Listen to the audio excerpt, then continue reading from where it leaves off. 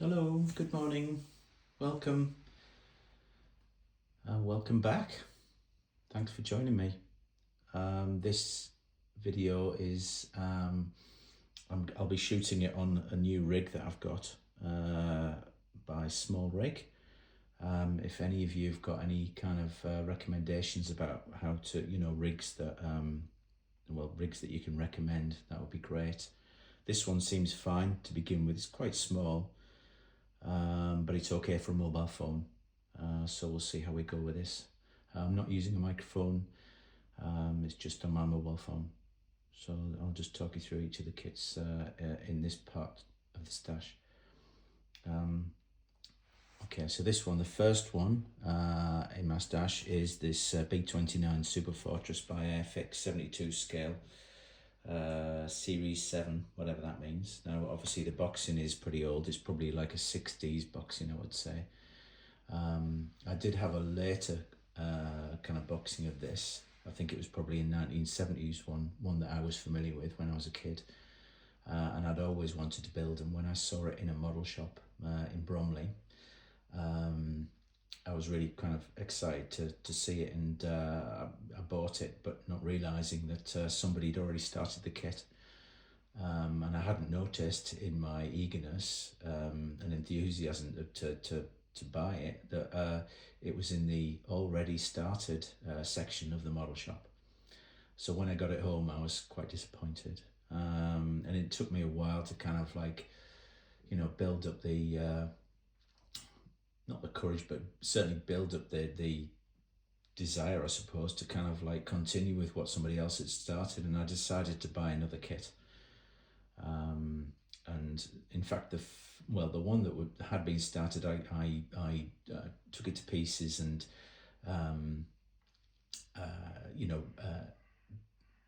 undid some of the things that had been done and redid them and painted it.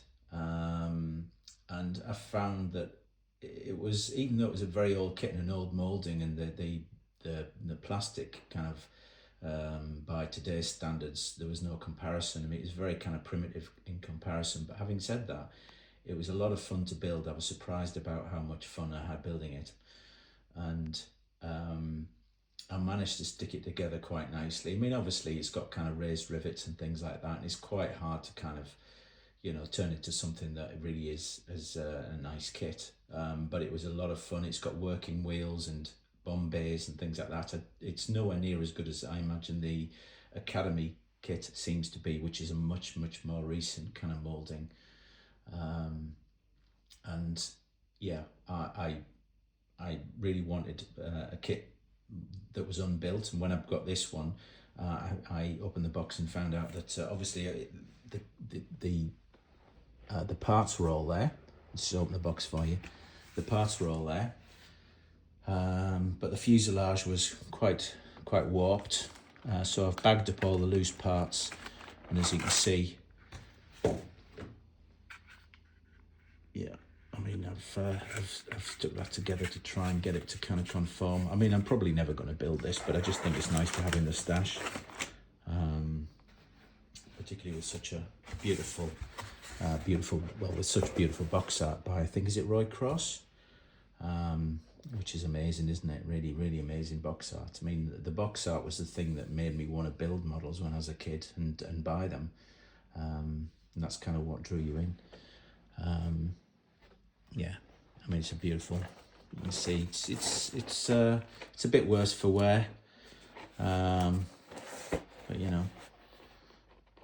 some of the other kits you can buy in the FX range, Flying Fortress Series 5, Junkers JU52. I always wanted that one, but I'm not. Yeah, I think I've got. Hold on, what's this one? B25 Mitchell DH Heron series. I think that one's been re-released actually, as a vintage classic. Okay, there we go. All right, on to the next one. What have we got? We've got the Bristol Beaufighter Mark 1, and this one was bought for me as a present by my sons, and I was really happy to get this one because it's the torpedo version. It's the Bristol Beaufighter Mark 1, and it's quite a recent moulding, and they've actually got one of these. I've been filming one of these at the RAF museum, and it's a really nice example of Bristol Beaufighter they've got in there. Let's have a look, see if we can open it up a minute, so you can see that. I'll have a look at the model itself. I've done some of the backs and things. All the clear parts and things are great. The moulding is nice. The plastic is nice. Yeah.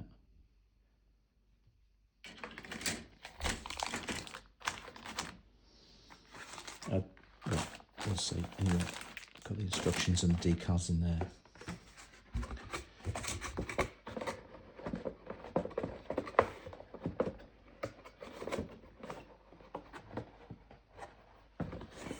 I think the box art could have been a little bit better with this one. It's not great. It depicts an attack on Brest Harbour, the German battleship Jesnow, on the German battleship Jesnow. Yeah, so it's a specific aircraft, but yeah, I'm really happy with that one. So next up are a couple of models that I've bought recently at Redcar Models up in Redcar in the northeast of England. I've always wanted to build these. I've built the German E-boat recently, or fairly recently. I think it was last year maybe. I kind of completed that. I got a 2005 boxing of that. I've got a much older boxing of the German E-boat, which I built when I was a kid. I'm guessing probably in the 80s, maybe 70s, 80s, late 70s, 80s maybe. And yeah, it was great to build. I really enjoyed building it. And I think I'd seen Harry Houdini's models on YouTube, and he was kind of talking through the different E-boats that he's been building, and doing a sort of comparison video. And I was quite sort of interested in buying the German E-boat, but I was also, having built that and enjoyed it, I thought that it would be great to build the other ones that were released around a similar time, namely the Vosper motor torpedo boat in 172 scale, which has just been re-released as a vintage classic, and also the RAF rescue launch, which again is something that I'd like to build. They're both much smaller than the German E-boat, a lot smaller, and the box is a lot smaller. So I'm looking forward to build these actually. Let's have a look inside. I've opened them up recently, and you can kind of see the kind of size of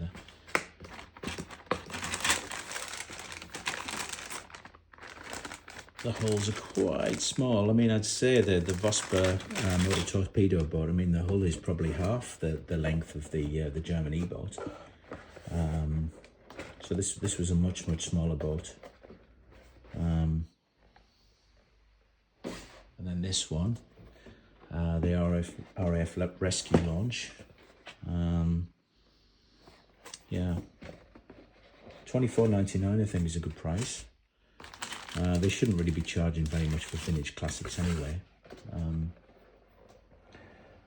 Considering the age of the molds. But yeah, it seems quite reasonable. I'm not sure what the clear parts are like on this, but I'm sure it'll be fine.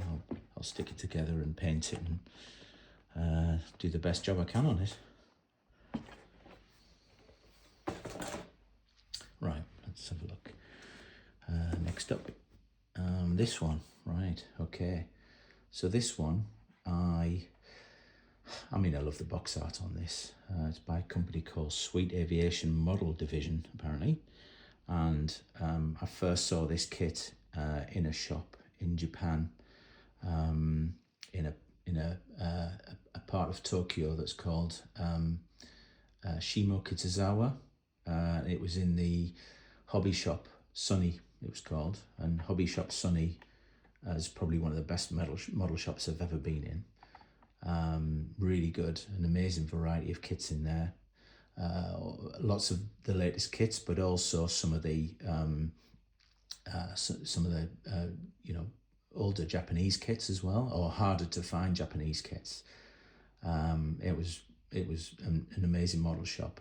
Now I saw this in the shop, but I didn't have the heart to you know, just buy the smallest kit in the shop, because this guy had such an amazing range of kits in there.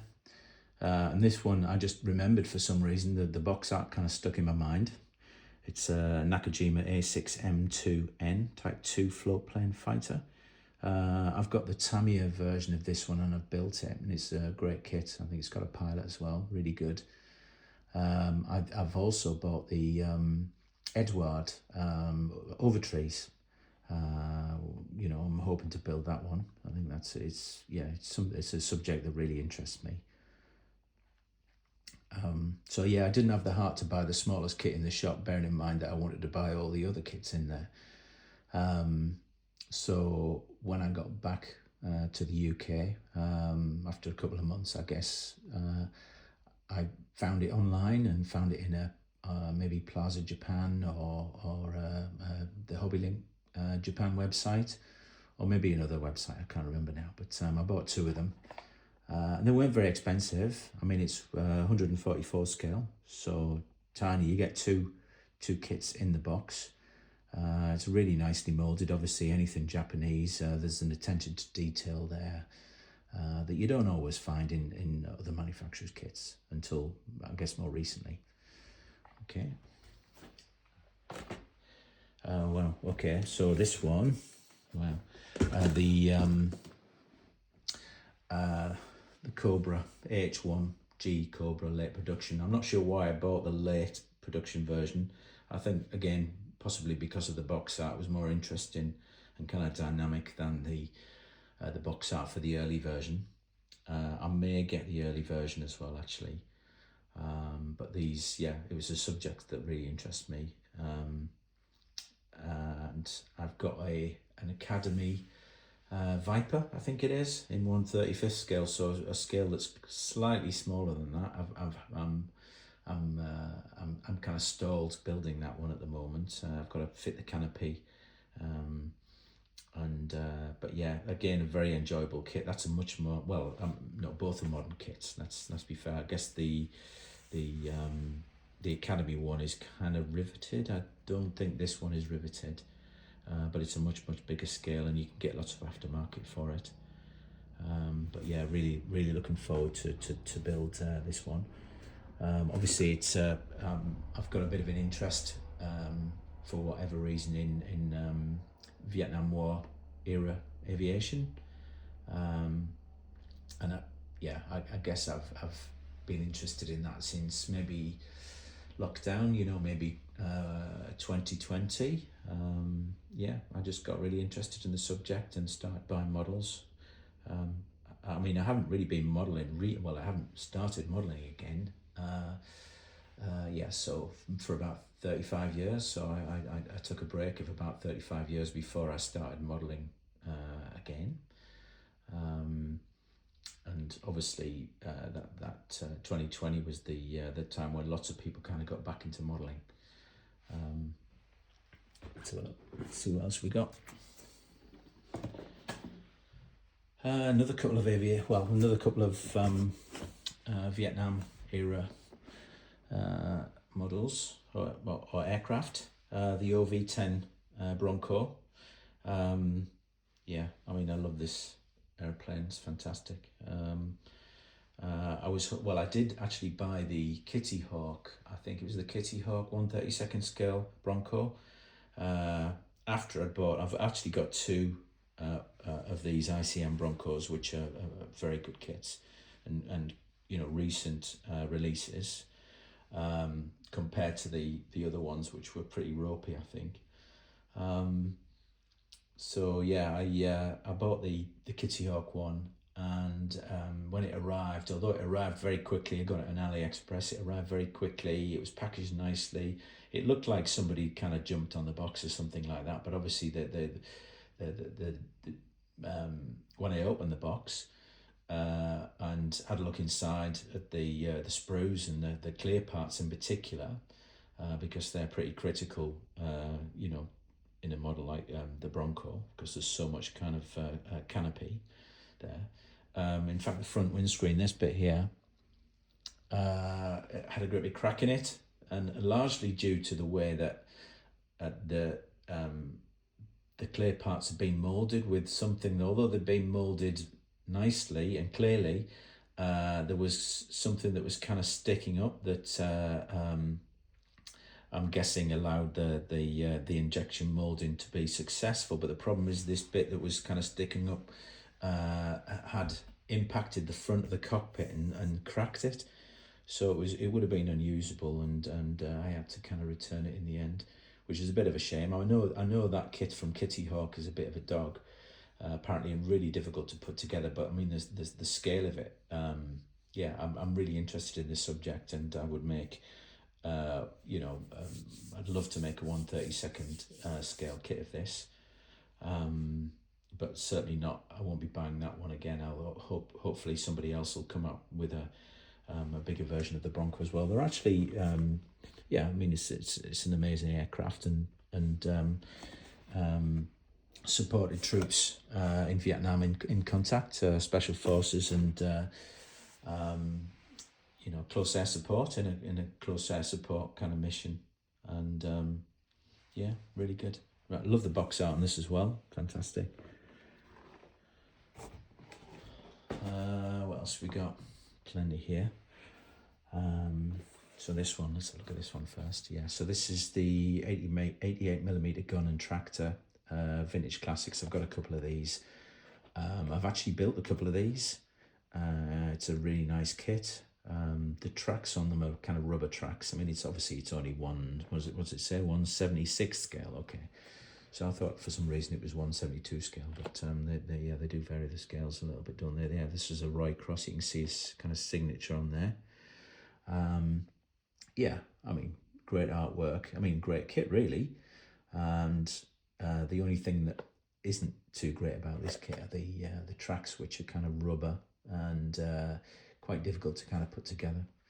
But yeah, it's a really, really good kit, and you get the tractor and the gun and the trailer. There's actually an 88mm gun in the Imperial War Museum. Yeah, in London. So if you want to see what one of these looks like without the tractor and without the wheels, you can go and see one there. It's quite impressive.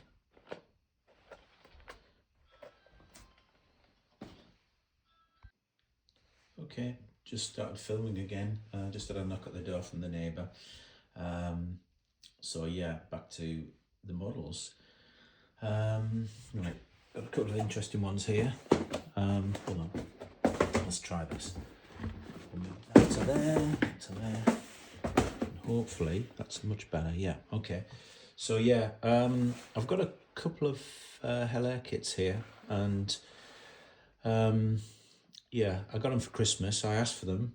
I mean, partly because my family in France kind of were always asking, you know, what they can get me for Christmas on my birthday, and I don't really know what to ask for. Having said that, I mean, I wanted this JU-52 because I think I'd seen it on Florey's models, or was it Phil Florey and Matt Chorley, I think his name is. They were talking about it, and yeah, apparently this is the best kind of JU-52 kind of 72nd scale kit out there. I think, I'm not sure, maybe the Airfix one, I quite fancy building that, but it's obviously very old moulding, rather like the Super Fortress. I mean, it's ancient. And yeah, I've been pleasantly surprised. I had a look in the boxes, I'll show you in a minute. The boxes are pretty flimsy, and I think that these were bought on Amazon. They've been bashed about a bit, put it that way, so they haven't been kind of packaged correctly and things like that. So when I actually came to open them, I'll open one now, but you'll see what's kind of inside. The boxes are quite difficult to open. They've kind of like got a dent in them. Okay, so in the box you've got this rather funny little thing. Yeah, it's like something you get in a hotel or something. You've got your instructions, which, I mean, obviously they're too big for the box, but that's fine. We've got the clear parts, which seem great, really nice, really happy with those. You also got some sort of promos for other Hilaire kits, current releases, I'm imagining. And the decals, obviously, pretty standard there. I think this one's been, the tooling's been re-engineered or something like that. I read on the box. Now, if you have a look, I mean, the interesting thing about these kits, these Hilaire kits, is that this one came like this. These were unbagged. Yeah, all the sprues have arrived in this kind of folded kind of black tissue paper, sort of divided so they don't rattle around, which is great. There's a propeller loose there that's just about to fall off, I imagine. But yeah, you can see the detail. It's really good. The corrugated construction of the aircraft seems pretty good. Except that bit there, but yeah. Anyway, yeah, I'm really looking forward to build this one. It looks like a pretty simple kit. Have a look. Let's have a look at the rest of that. Yeah, you can see just folds of the sprues are separated by these folds of kind of paper. Now I think these are manufactured in France, although it does say on the box that it's you know, manufactured in EU countries. I think Germany, it says something about Germany on the box. What does it say there? It says created by Hilaire in France and Germany. Yeah, so a bit of a collaboration going in there. What else did it say? It said something about the fact that it'd been the tooling had been reworked or something like that. I can't see that there. Anyway, yeah, I mean, it seems to be very sharp moulding. Yeah, really looking forward to build that. The next one that I got, right, this is a Pilatus P6 Porter, Pilatus Porter, and yeah, I wanted this one because the Pilatus Porter was used by Air America in the Vietnam War in support of their kind of special forces and all the other stuff that was kind of going on in kind of Laos and Cambodia. I've actually taken these sprues were actually in plastic bags, which I've kind of removed, or maybe one big plastic bag actually. And but as you can see, it's an old. It's not actually a kind of originally a Hilaire moulding. This is a Rodin moulding, and I've made one Rodin kit before. I found it quite challenging because I'm not really that experienced a modeller, having taken a break of quite a few years. So yeah, I mean, it looks great. The clear parts, yeah, they're not really that good. I mean, yeah, the clear parts were a bit of a. I made the O1, was it the O1 bird dog float plane, which was, you know, really fun build and very moulded very kind of accurately. It seemed to kind of favour scale over actual buildability. So some of the parts are very, very, very finely moulded. I mean, yeah, really, really finely moulded, and it'd be hard to take those off the sprue and clean them up and not break them. And I found that in a 1/32 scale kit of the bird dog. But as you can see, these are really nicely moulded. So I think with the exception of the kind of clear parts, I'm quite looking forward to build this one. I would have preferred a 1/32 scale, I suppose. But yeah, this seems to be the only one out there that's any good. There's a bit of flash on the chair there, but yeah, nothing to worry about. But yeah, some of these parts are tiny. So they're very good at moulding the details, Roden. Very good. In fact, they've got a lot of subjects that I'd be very interested in building.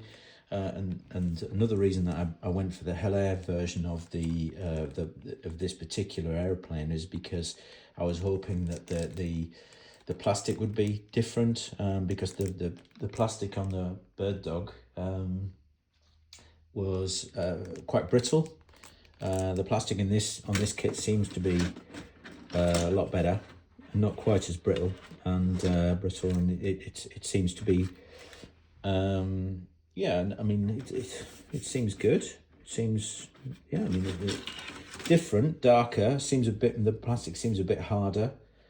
I don't think that'll be kind of like Helaire's doing. I mean, I'd be surprised if they were actually kind of injection molding these in France. I think they're probably kind of injection molding these in Ukraine and then kind of shipping them over to France, because the packaging is slightly different. It's not that all of these sprues are kind of wrapped up in one, you know, in the black tissue paper here.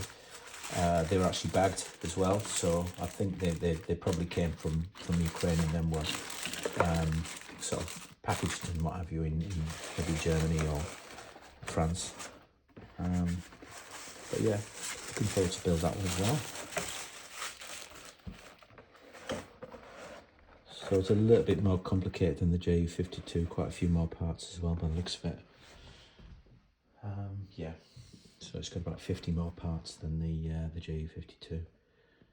But a really nice kit. Obviously this is the civilian version, but there seems to be drop tanks and things like that in there, so I'm going to have a look at the instructions on ScaleMates and try and work out whether I can build the Air America version of this particular airplane. So this one, wow, B-26 Counter Invader. Now the box art on this is pretty uninspiring, isn't it? It's not great. It's not as nice as the Bronco box art or the box art for the Cobra attack helicopter. Certainly not on a par with those, but I wasn't really interested in that. I was interested in the subject, and I am interested in the subject. I mean, look at these are great, aren't they? So 1/48 scale, so it builds up to be quite a big kit. There's a lot of plastic in here as well, a lot of plastic. See if I can get the very tightly fitting lid off.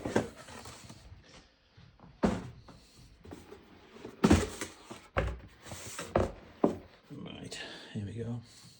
So yeah, a lot of plastic in there. I mean, it looks really nicely molded. It's amazing. Really good. I'm not sure where the clear parts are in there.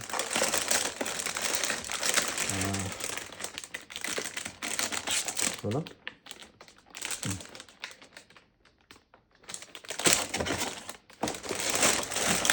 Can't actually see any clear parts.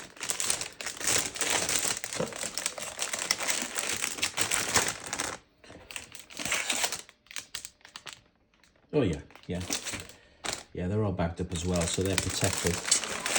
I'm sorry about the noise from the packaging there.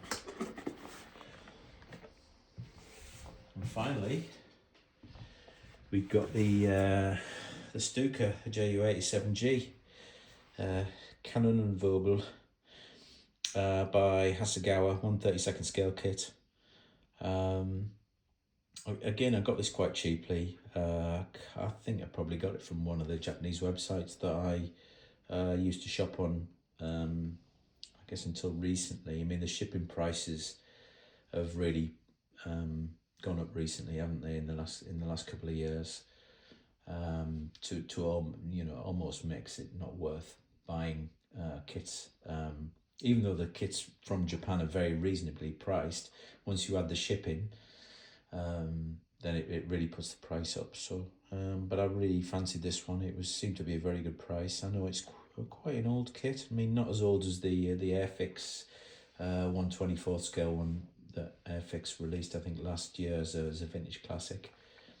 I quite fancy getting that one as well, but there's no way I was going to pay 100 quid, almost 100 quid for 90 odd quid for a vintage classic. Yeah, I mean, it'd be great to, I'm sure it'd be a lot of fun to build, but I think that, you know, the moulding's probably showing its age, and this one even comes with pilots as well. So I mean, 1/32 scale is a smaller. Once it's built up, it's going to be a smaller kit. Let's have a look. A lot smaller, but you can see. It's even got pilots. Yeah. So we've got pilots there, or a pilot and a gunner, I would say, or a bombardier. Yeah, but that looks great, really good. And of course, that's got the anti-tank cannons on there. Yeah, really good. Very nice. So yeah, that's yeah. Well, thank you for watching, and please like and subscribe if you can. It's going to help the channel grow. I don't have many subscribers at the moment. You know, I'm hoping to get a lot more. I'm hoping to improve the quality and the output of my videos. So yeah, thank you.